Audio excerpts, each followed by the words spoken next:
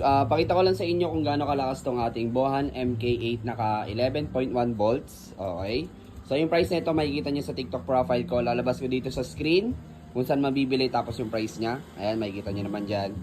So try muna natin yung full auto.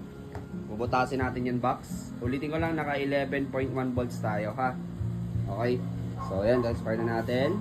Full loaded na rin to.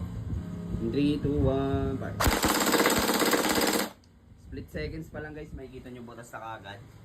Okay, napaka solid. Dito naman tayo sa top. 3, 2, 1, 5. Butas agad. Dito sa baba. 3, 2, 1. So try naman natin yung single shot. Okay, 3, 2, 1. Butas agad.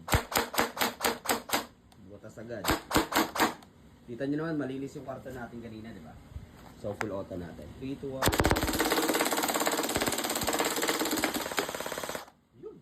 Grabe. Butas.